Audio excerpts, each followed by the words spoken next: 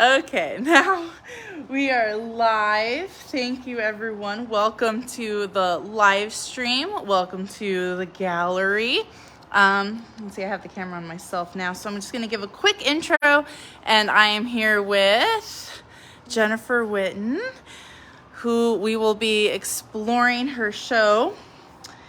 This is our first kind of hybrid event, so we will have some people coming into the gallery, maybe asking some questions. If anyone viewing has questions, please feel free to type them into the comments and we'll get to them. Okay, so we are going to explore our Akron Soul Train resident artist Jennifer Whitten's exhibit titled Intricacies and learn more about her process, her inspirations, her concepts. The show will be up through March 4th, and our regular gallery hours are Wednesday through Saturday from 11 to 4. So if you like what you see, if you're interested in coming to see in person, it really makes a difference. A quick thank you to our sponsors, the GAR Foundation, the Akron Community Foundation, the Ohio Arts Council, the Leonard Family Foundation, Brennan Family Foundation, Knight Foundation, Char and Chuck Fowler Family Foundation, and the Corbin Foundation. So I am going to switch my camera around and we'll get started. Okay, here we go. Hello, thank you for tuning in. I want to start by introducing myself with the gratitude that I have for people who've supported me over the years in my artistic track of life. I've considered my career to have a parallel process with being a clinician and with being an artist, and there's so many people along the way who've supported that, including the Akron Soul Train for awarding me the residency month that I had and the opportunity to show here, and I'm deeply grateful for that.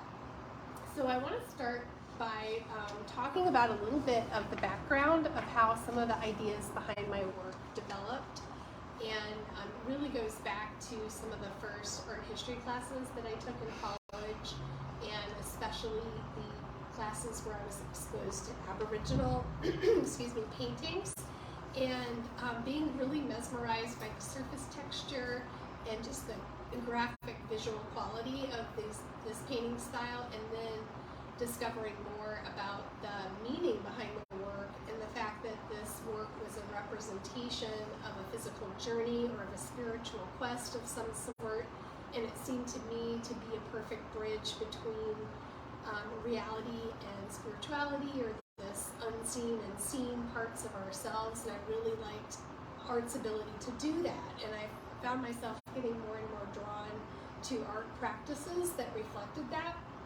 And so I've been attracted to and influenced by things that are highly decorative and ornamented, but also have this spiritual connection, like Haitian voodoo flags is another huge influence visually for my work, and also Alabria sculptures of South America, and prestige belts of Central Africa, and I've always been influenced by different cultures and groups creating art objects that seem to have this spiritual component.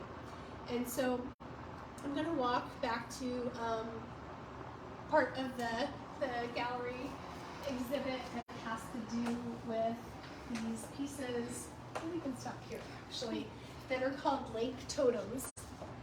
And these are pieces of driftwood and stones from the Great Lakes, Lake Huron and Lake Erie in particular, and things that I collect. And you're walking on the beach and you find something that strikes you, and I wanted to elevate these objects and give them some additional space to live in. And so I learned how to do cartonnage, which is the French word for box making, and learned how to create these little structures where these objects could live.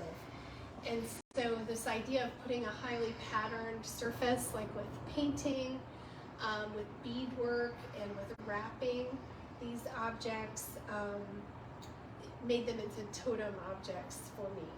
And so this series is an ongoing series where sometimes the particular stone or stick that I've collected is something that maybe I collected 10 years ago, 5 years ago, but then finally it finds its perfect partner or match or relationship between the objects to make it into a box, into a piece of cartonnage. And so in the show, there's pieces that are displayed in cartonnage, and there's pieces that are just singly waiting for their home in a way.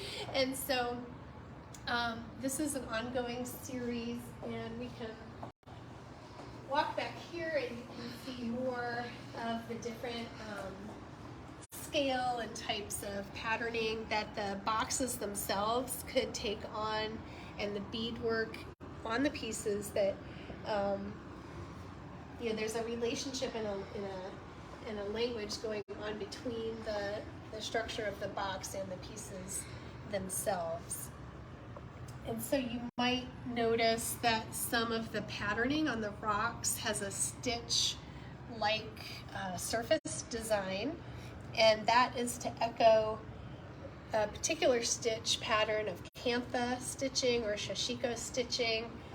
And again, I'm very much interested and influenced by artistic and craft practices of other cultures, and I've done a lot of study and enrichment along those lines. And so there's the last pedestal here of the display of lake totems.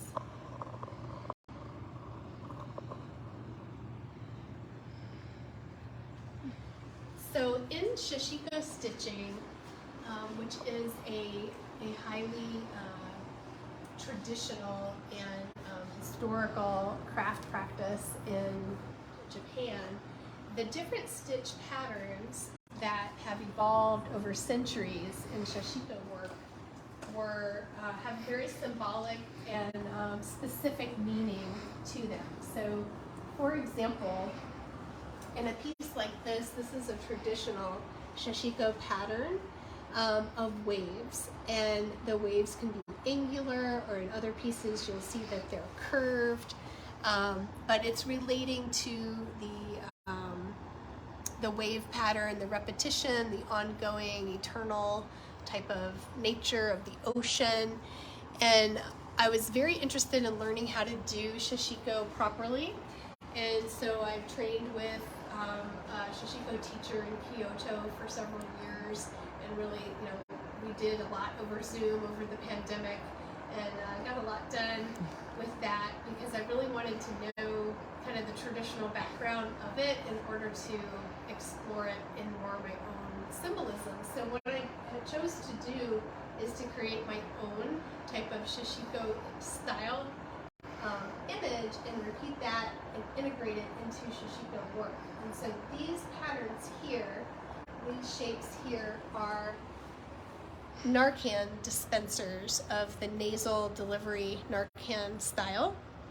And so the more I thought about Narcan, and I was required to get Narcan trained with my day job that I do, began to more realize, and with the clients I work with, many of them have experienced having Narcan administered to them several times, this idea of a second chance or a second life, or being brought back to life, seemed to fit really well with some of the shashiko traditional symbolism of eternity and mortality and things of that nature. So I felt like it was a really good fit to combine some of my own personal symbolism, such as the snake pattern that appears a lot in different work that I've done, with my own imagery of the Narcan dispenser, and then with traditional shashiko imagery in the background. This is a turtle shell design that speaks to longevity.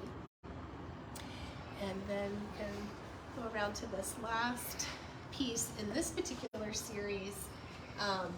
Some of these shashiko motifs actually got incorporated into looking like they're the actual spray of the Narcan bottle, which I thought was really kind of fun in that. And here's that wave pattern again, done in a more curvilinear style. So this is an ongoing series that has both stitched wall hung pieces in it and also some 3D objects that are not in this particular show. And so this definitely is an idea that I'm still exploring and pushing through. The next thing that I want to talk about, the next series actually, is the trowel series. And so I'll step over here. And in this particular residency work, I included some of my trowel piece work that are from the beginning of this series, and then some that was done during my residency work. And so I have a whole series of hand tools that I've been exploring using ornamentation with beadwork and surface design and embellishment to help explore or just elevate the basic simple hand tool. And I feel really strongly about how in today's culture, especially the more AI that we get into and the virtual things and just the way of communicating and relating and getting things done seems to be less and less related on being able to do or make things with your hands, even in a very simple way, which a couple of generations ago was just a basic skill that everybody had to know. And so these objects of hand tools are very appealing to me, and sometimes these tools that I've collected over the years show a really patina of use, things that are well used, have served a good life, and then have been discarded. And so still a perfectly functional, serviceable, working tool, but that seems to no longer have any value or very little value. And so part of this series is about elevating those and giving those a place of importance.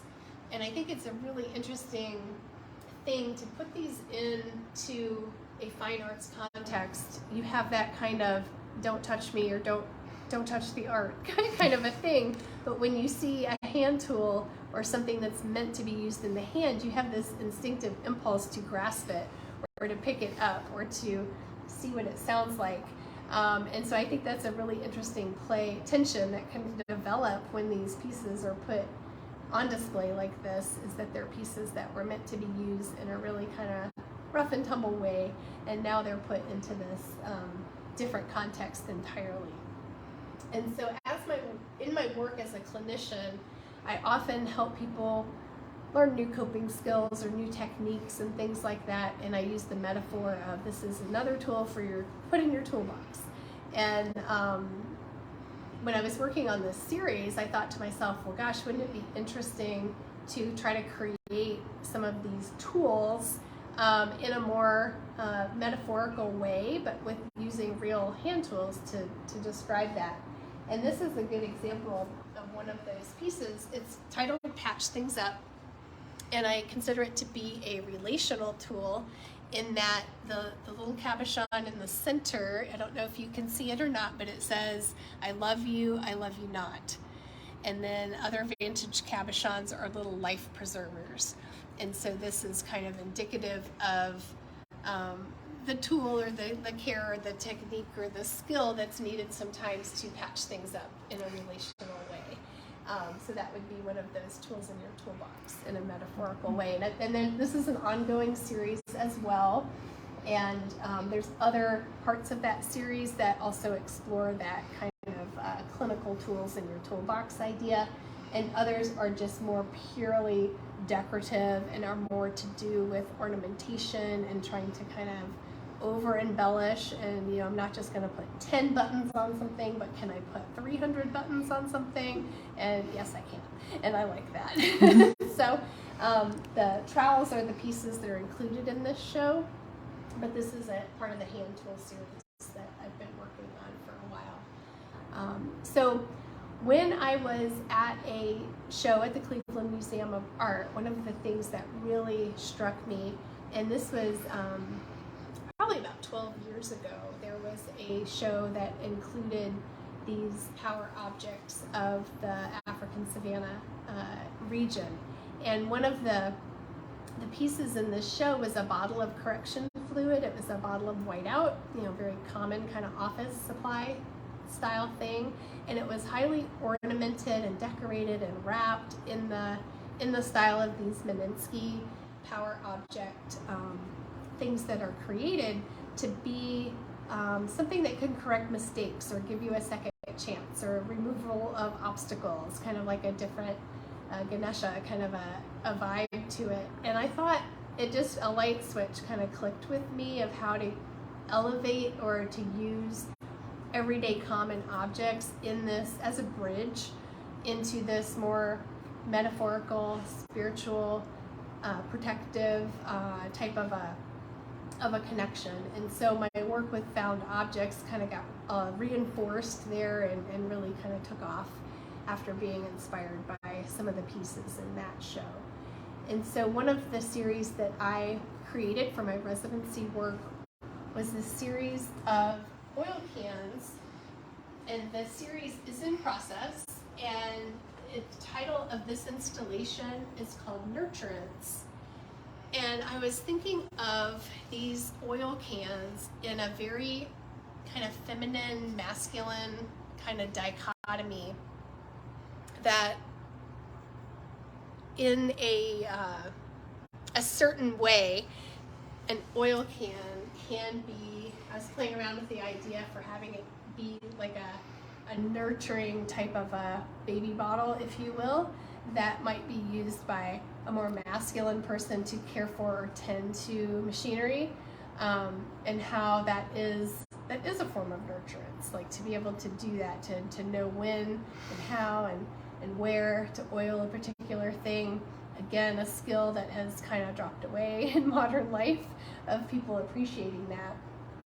And so I took these oil cans that were just part of my collection of found objects, which is quite extensive, and I decorated them and applied a lot of surface techniques in a very kind of feminine, classically feminine way, by including things like cross stitch and beading and netting and fabric and shiny pink things and just pretty things. And again, kind of seeing a tension or a dichotomy there with these objects.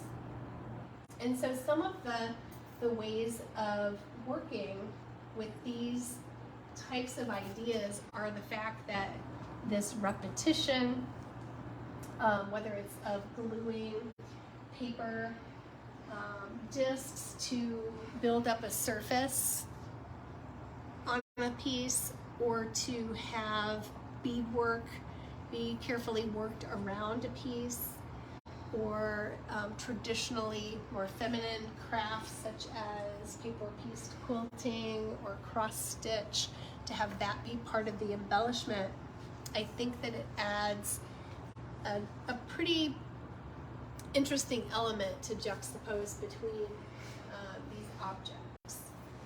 And so the last part of this series that was also part of my residency work was this installation, which I call Footing, in which I have suspended these little boy shoes and have beadwork embroidery and vintage cabochons and sequins and beads on the soles of the shoes.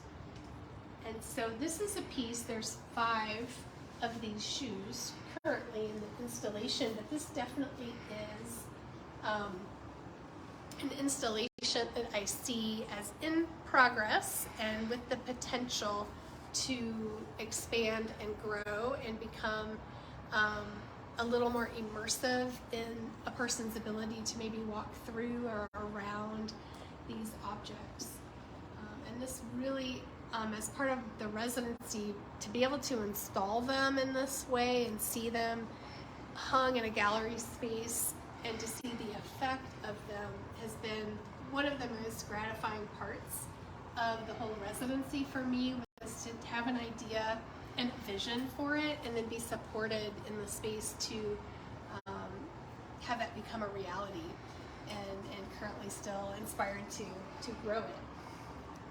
So this really is the oil can series, Nurturance and Footing, are two pieces that will continue to grow and evolve. So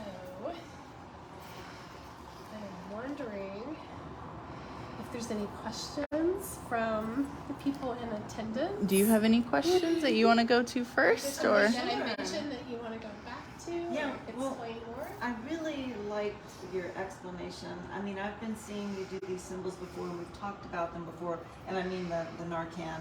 And hearing you say about it offering like the idea, the symbolism of a second life.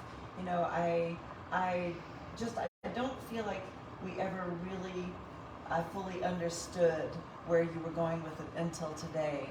And this was a really exceptional moment to be able to be here and listen to you do that. So how long have you been exploring those in particular? It feels like it's been a little while, but I haven't seen some of these. Yeah, the interest in the Narcan started out, I was interested in the dispenser shape itself, and a couple of years ago I was trying to cast them in different media. I was trying to cast them in resin and plaster and doing certain things, and it was just a technically difficult thing for me to achieve.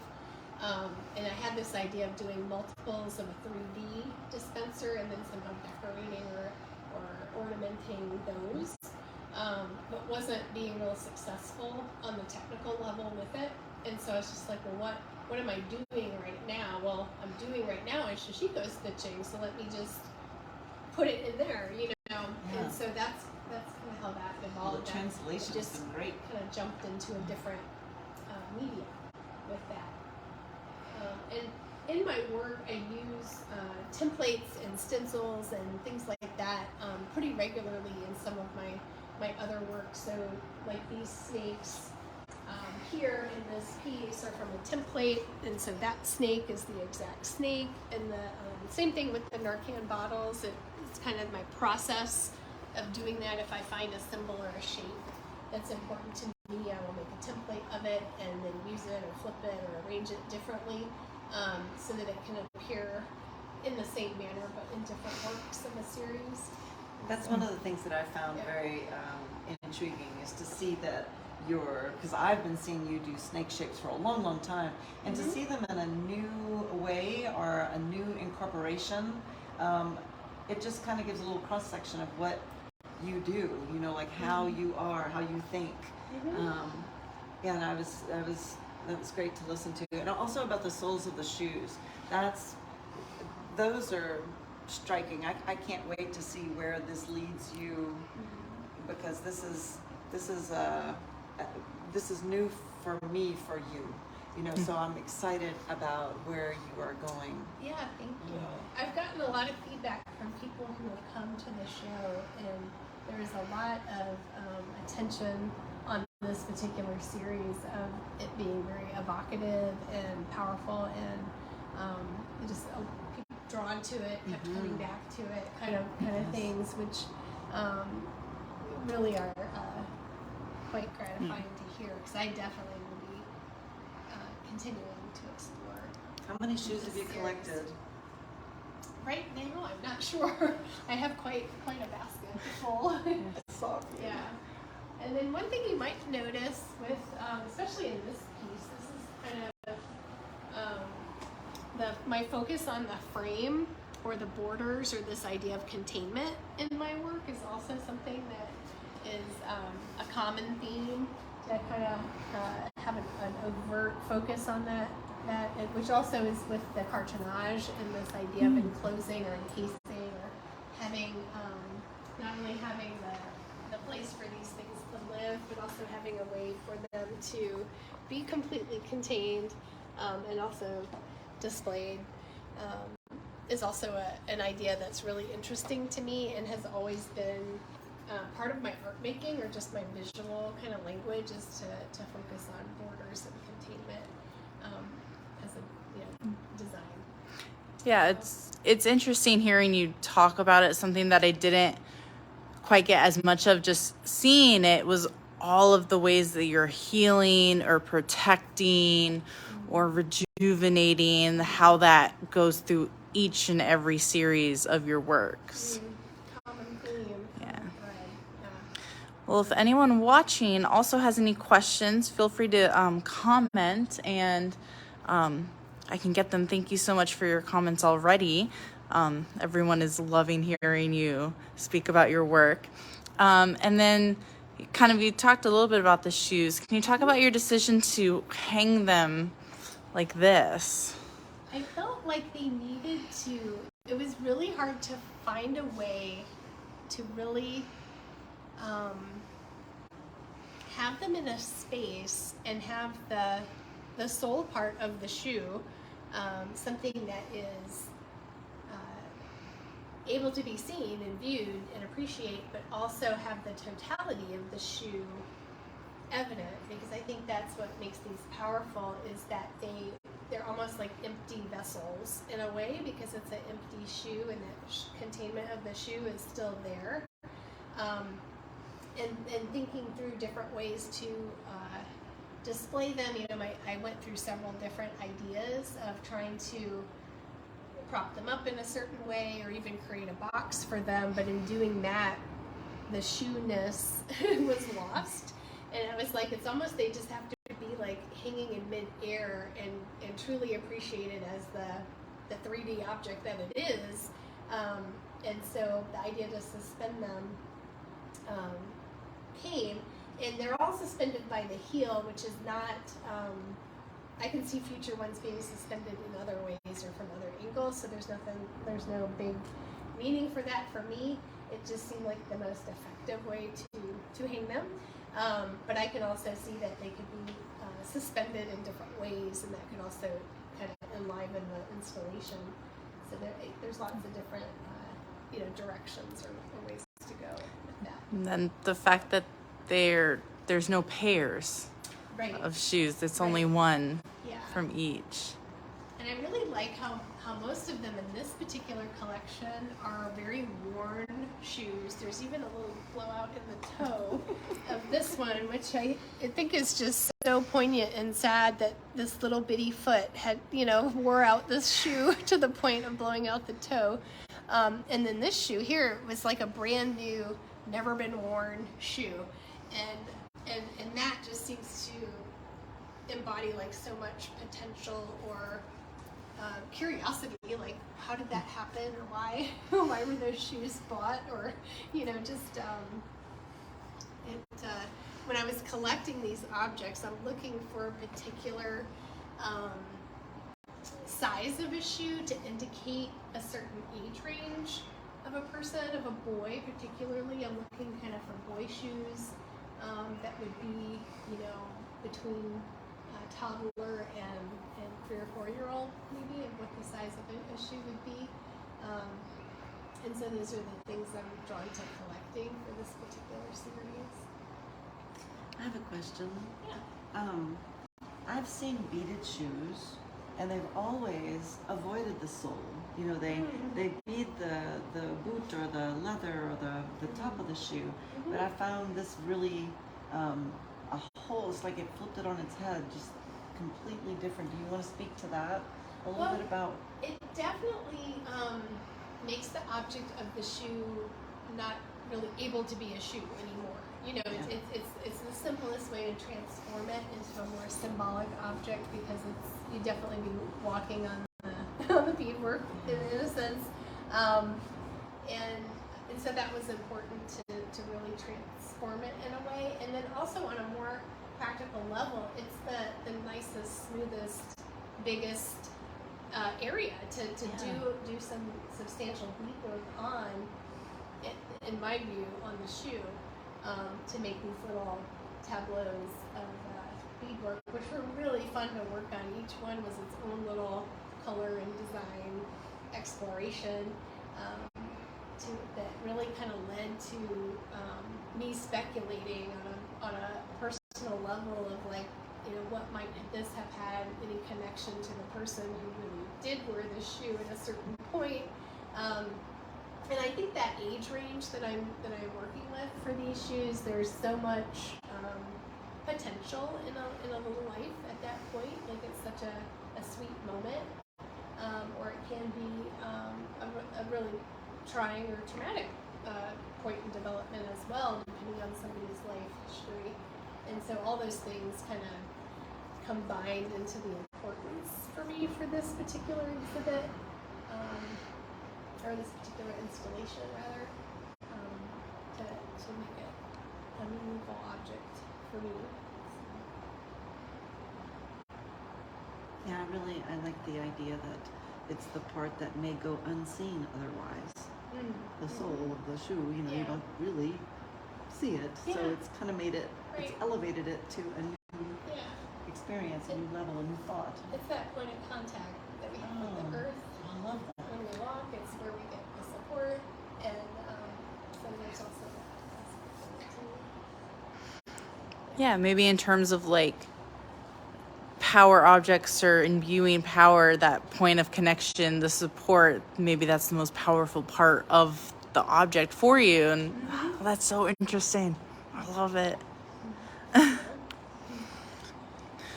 Well, okay. Thank you so much, Jennifer.